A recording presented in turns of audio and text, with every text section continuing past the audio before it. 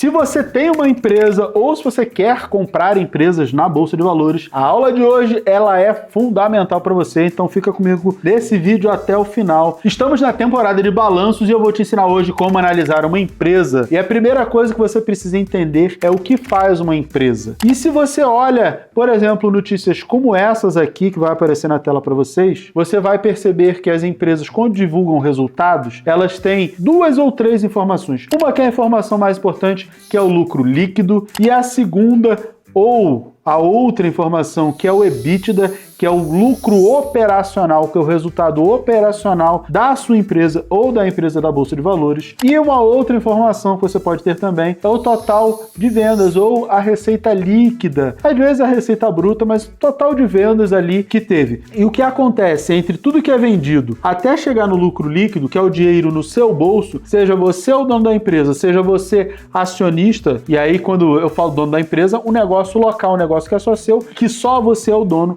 ou se você é acionista de uma empresa na Bolsa de Valores, o que importa é aquele lucro líquido. Só que o que acontece no meio do caminho é o que vai mostrar para você se essa empresa ela é eficiente ou não. E quanto mais eficiente, mais dinheiro você ganha. E você vai me perguntar, Mira, como é que você tem essa clareza se a empresa é eficiente ou não? Eu vou te mostrar isso numa planilha. Essa planilha aqui, ela é uma DRE. É uma DRE simples que você consegue colocar em prática na sua empresa. Inclusive, esse material faz parte dessa aula. Mas se você não tem uma empresa e quer avaliar as empresas da Bolsa de Valores, esse aqui é o entendimento que você precisa, e tem outras ferramentas que eu já vou mostrar para vocês de graça que vocês pegam na internet também para avaliar empresas da bolsa. Primeira coisa que você vai pensar: receita bruta, todas as vendas que essa empresa, que a sua empresa ou a empresa que você está analisando vai fazer, desconta os impostos sobre as vendas. Quando eu falo de receita bruta,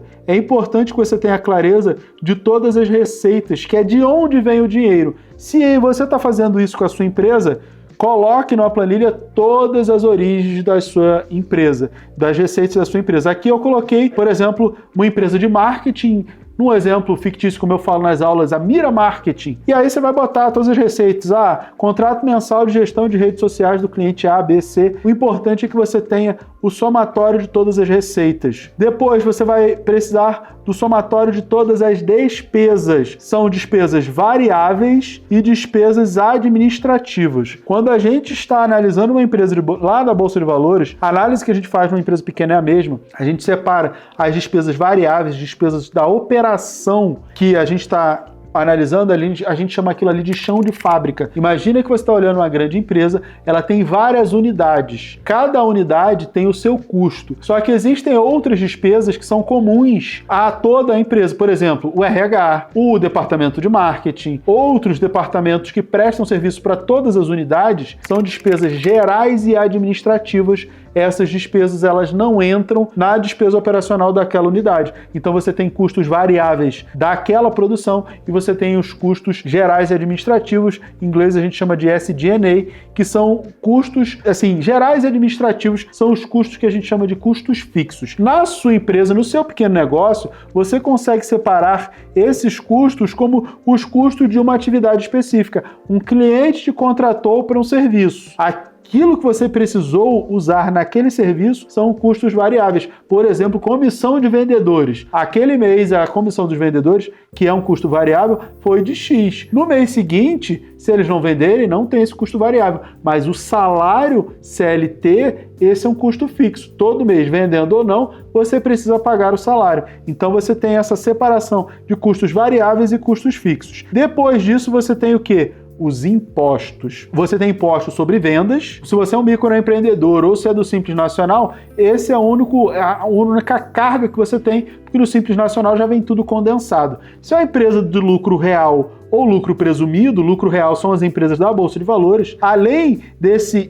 percentual de imposto sobre as vendas, a gente também tem a cobrança do imposto de renda e da CSLL. Eles têm locais diferentes na DRE. A DRE é o demonstrativo do resultado no exercício. Esse exercício para a empresa da Bolsa de Valores são trimestrais, por isso que elas são obrigadas, inclusive, a divulgar seus resultados a cada trimestre, e a cada trimestre a gente tem essas informações para fazer a nossa análise. Agora que vocês já sabem da onde vem receitas e despesas, tipo de despesas e os impostos, a gente começa a conseguir avaliar a empresa. E o que eu quero que vocês avaliem é a eficiência de uma empresa.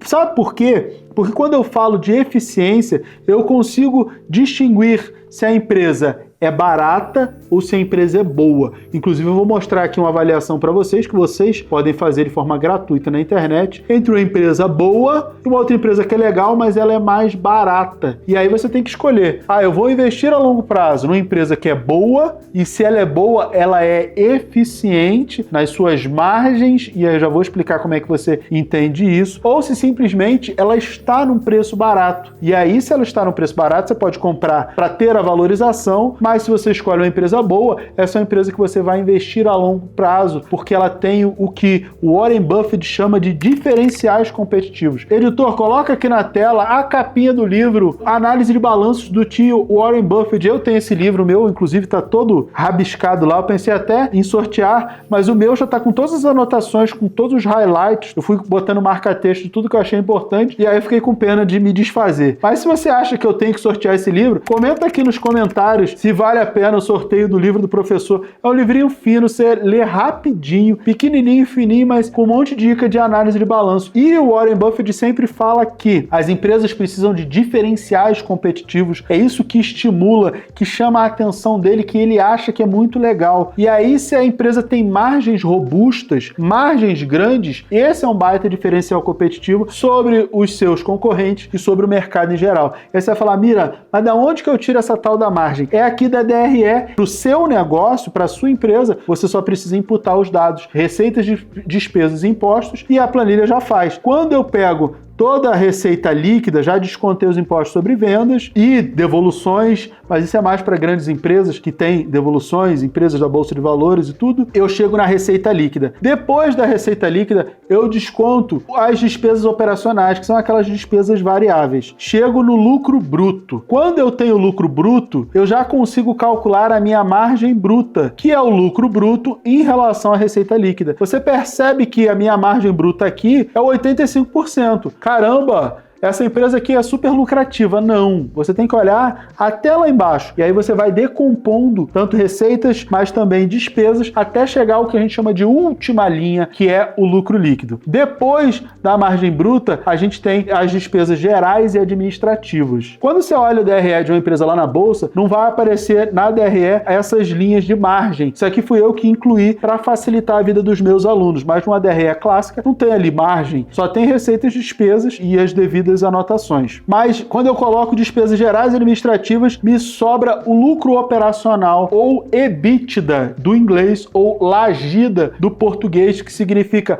lucros antes dos impostos, depreciação e amortização. Depreciação e amortização é algo que cabe apenas para grandes empresas. As empresas da Bolsa de Valores têm. O que seria uma depreciação e uma amortização? Por exemplo, a empresa compra um carro, então ela tem o direito de depreciar o preço do carro. Ela pagou 100 mil, ela vai no primeiro ano abater 20% do preço desse carro, ou seja, ela tem 20 mil para compensar. É como se ela tivesse tido 20 mil de prejuízo, e aí ela vai pagar um imposto de renda menor sobre o lucro que ela teve, porque ela jogou ali a depreciação como se fosse um prejuízo. Na verdade não é, mas como ela vai precisar de dinheiro para depois trocar de carro, comprar um carro novo novamente, a legislação permite que você consiga abater quem é essa depreciação. Então, depreciação, a amortização é um pouquinho diferente, mas a ideia é a mesma aí. A gente pode falar de ativos intangíveis e um monte de outras coisas, mas isso é um papo mais técnico para quem está fazendo uma análise mais profunda das empresas, mas você já tem uma ideia do que é depreciação e amortização. O que sobra de imposto é o IR e a CSLL, imposto de renda de pessoa jurídica e contribuição social sobre o lucro líquido. Então isso incide sobre o lucro que vai sobrar. Isso tudo vem depois de eu ter calculado o EBITDA. Mas quando eu calculo o EBITDA,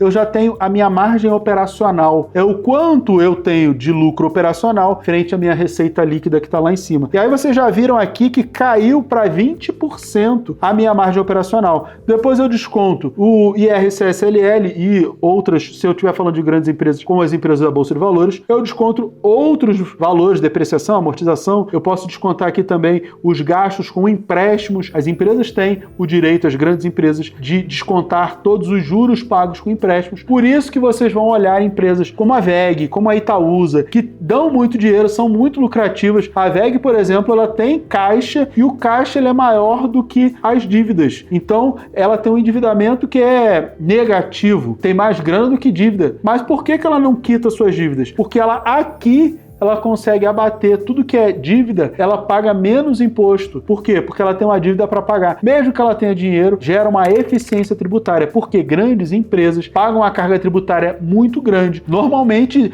IR e CSLL ficam na casa de 34%. Se forem empresas maiores, de maior porte, essa carga tributária ela fica até maior. Então, é muito mais interessante para ela pagar, de repente, 12%, 15% para o banco de juros por ano, do que pagar uma carga tributária tão grande. Ela consegue fazer uma eficiência tributária. Isso aí a gente olha quando a gente está olhando o WSCC, custo ponderado de capital, capital próprio com capital de terceiros, dá uma equilibrada, isso entra aqui. E aí no final das contas a gente tem a margem líquida, que é o lucro líquido sobre a receita líquida. Se é uma empresa que você tem, que se é a sua empresa, o ideal é que você tenha a maior margem líquida possível, de 30% para mais. Só que o correto é quando você está analisando uma empresa, principalmente para empresas de bolsa de valores, o que você vai fazer? Você vai comparar com empresas do mesmo setor. E aí você vai olhar quem é mais eficiente. E se a gente está falando de empresas de bolsa de valores, você consegue fazer isso através de alguns sites, como eu vou te mostrar aqui. Eu entrei aqui num site, não é nenhum jabá, eu entrei no site do Status Invest, eu nem conheço ninguém lá, mas eu vou fazer uma comparação, vou entrar na ferramenta de comparação de empresas. Vou comparar a Taesa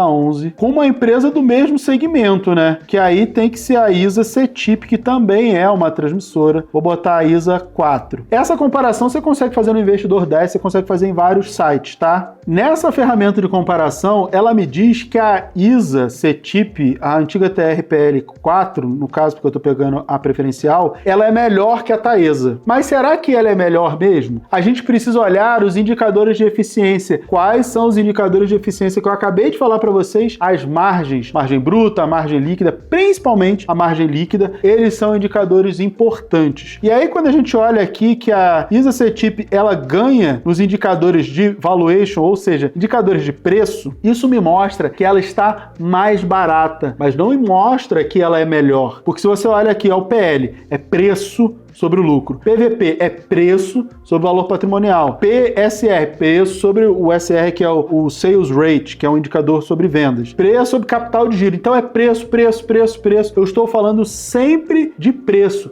Então a cotação é que vai dizer se ela é barato ou cara. Aqui eu não estou disputando qualidade. E esse barato ou caro é se eu quero fazer um trade, se eu quero comprar esperando valorização, ou se eu estou pensando em qualidade, se eu quero comprar pensando que essa empresa vai ser uma boa empresa no futuro, ou continuará sendo uma boa empresa durante muito tempo, porque a minha estratégia de investimento é apenas aquela mensal. É isso que você tem que refletir. E é isso que vai fazer você escolher uma empresa ou outra. Se eu rolar aqui para as margens são o que eles classificam como indicadores de eficiência. Empresas mais eficientes, empresas que provavelmente têm um diferencial competitivo, como sempre disse o Warren Buffett. Se você olha a margem bruta, margem EBIT, a margem EBITDA aqui é quase igual, e principalmente a margem líquida, a Taesa ganha. Ela tem margens melhores, então ela é mais eficiente do que a Transmissão Paulista. E aí eu tenho indicadores de endividamento, que também tem relação com o preço, e outro indicador que são os indicadores de rentabilidade. Esses indicadores de rentabilidade são o quanto de retorno a empresa consegue propor, entregar ao seu acionista. O ROI é o indicador mais clássico, que é o retorno sobre patrimônio líquido, mas também tem o ROAS, retorno sobre ativos, o ROIC, retorno sobre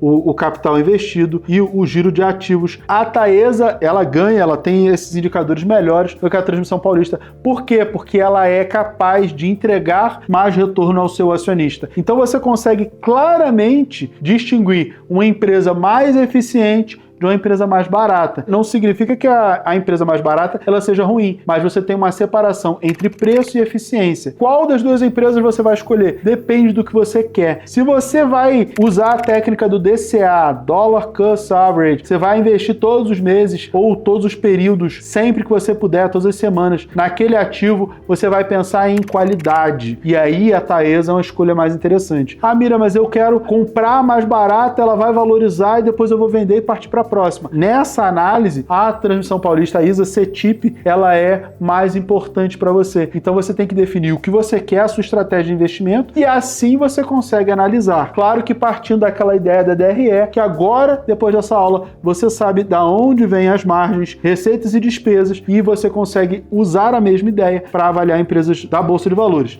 Beleza? Agora que vocês já sabem avaliar as empresas, se você é investidor de Bolsa de Valores, dá uma olhada nas empresas que você tem na sua carteira, confere com os pares e veja se ele é mais ou menos eficiente para você fazer uma análise na sua carteira e bota aqui nos comentários o que você achou desse vídeo, desse conteúdo. Se você gostou, se inscreve no canal e eu tô lá no próximo vídeo te esperando.